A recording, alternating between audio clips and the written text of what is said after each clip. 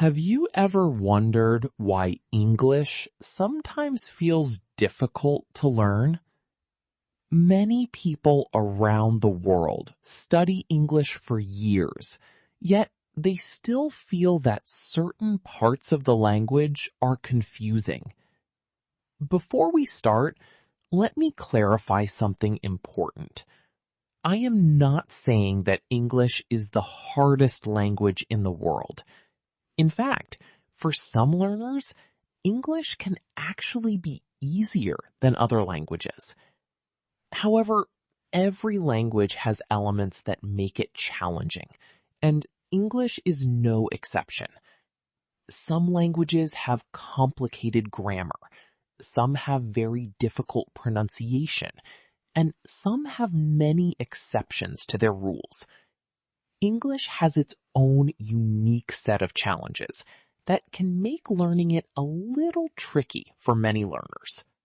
Today, we are going to talk about a few important elements that make English difficult for many people. These are not meant to discourage you. In fact, the goal is the opposite. When you understand why something feels difficult, it becomes easier to deal with it. Instead of feeling frustrated, you can approach the language with the right mindset and the right expectations. If you know what the challenges are, you can learn how to overcome them step by step. Many English learners experience the same problems. So if you ever feel confused while learning English, remember that you are not alone. Thousands of learners around the world are dealing with the same things. One of the first things that makes English challenging is the large number of phrasal verbs. Phrasal verbs are combinations of a verb and another small word, usually a preposition or an adverb. For example, we say bring up, look after, take off, turn down, or find out. For many learners, these expressions can feel strange because the meaning is not always obvious from the individual words. A student might ask, why do we say bring up instead of just bring? Or why does take off mean remove something? These questions are very common because learners often try to understand the meaning of each word separately. However, the best way to understand phrasal verbs is to treat them as vocabulary phrases. Think of them as one complete expression instead of two separate words. For example, the phrase bring up often means to mention a topic in conversation. If someone says, why did you bring up that subject? They simply mean, why did you mention that subject? When you see it this way, the phrase becomes easier to remember. Another reason phrasal verbs can make English difficult is that they increase the amount of vocabulary in the language. English often has two different ways to express the same idea. One way may use a single word, and the other may use a phrasal verb. For example, enter and go in can mean the same thing. Continue and go on can also mean the same thing. Discover and find out are another example. Because English uses both forms, learners have more expressions to learn. At first, this might seem overwhelming, but with time and exposure, these phrases become natural. The more you listen to English through conversations, podcasts, movies, or videos, the more familiar these expressions will feel. Another element that makes English difficult is irregularity. English is not always a very logical language when it comes to rules. In some languages, the rules are quite consistent. If you learn one pattern, you can apply it to many other words. However, English often has exceptions. One of the reasons for this is the history of the language. English has been influenced by many different languages over hundreds of years, including Latin, French, and Greek. Because of these influences, English vocabulary and spelling come from many different sources. This mixture created a language that is rich and diverse, but also somewhat irregular. However, instead of seeing this irregularity as a problem, it can help to think of it as something that makes English interesting. The language has developed over centuries and has borrowed words and ideas from many cultures. This history is part of what makes English such a rich and expressive language today. When learners accept that some things in English are unusual or irregular, the process of learning becomes less frustrating. Rather than expecting every rule to make perfect sense, it helps to approach the language with curiosity and patience. Now, let's talk about what is probably the most difficult element of English for many learners, and that is the rhythm of the language, often called stress timing. Many people who study English for years never hear about this concept, yet it plays a very important role in both listening and pronunciation.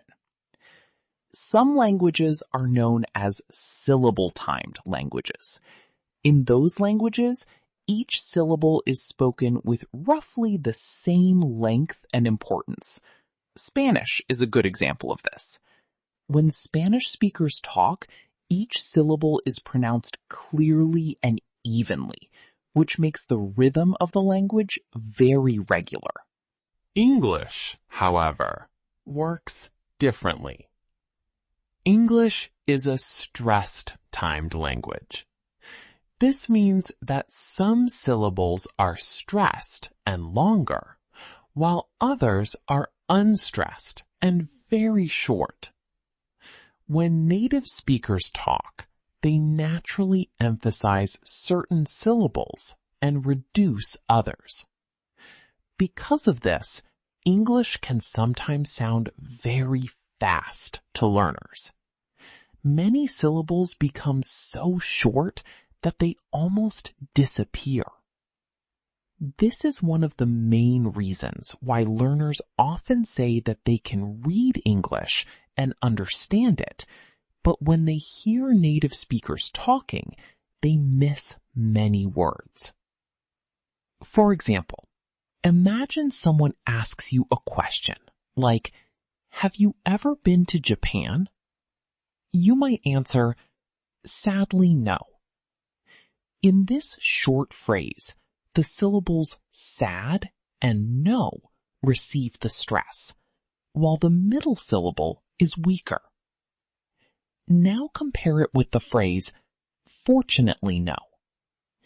Even though the second phrase has more syllables, the overall time it takes to say it is very similar. The extra syllables in the middle are spoken much faster, so that the rhythm between the stressed syllables stays balanced. This pattern is a key feature of English pronunciation. Because of stress timing, English pronunciation is not just about saying the correct letters or sounds. It is also about placing the stress in the right place and reducing the unstressed syllables. This can be difficult for learners because their native language may not follow the same rhythm. Even if someone has excellent grammar and vocabulary, their speech might still sound slightly unnatural if the stress patterns are different. This is one reason why achieving a completely native-like accent is extremely difficult for adult learners. However, this should not discourage you. The goal of learning English should not be to sound exactly like a native speaker. That is an unrealistic expectation for most learners. Instead, the goal should be to communicate clearly and confidently. If people understand you easily, then you are already succeeding in the language. Over time, as you listen to more English and practice speaking, your pronunciation and rhythm will gradually improve. The key to improving in English is consistent exposure and practice. Listening to natural English conversations helps you become familiar with the rhythm of the language. Speaking regularly helps your mouth and brain get used to producing those sounds and stress patterns. Reading helps expand your vocabulary and understanding of sentence structure. All of these activities work together to strengthen your ability to use English comfortably. So yes, English can be challenging. Phrasal verbs increase the amount of vocabulary you need to learn. Irregular spelling and grammar rules can sometimes be confusing, and the stress-timed rhythm of the language can make listening and pronunciation difficult.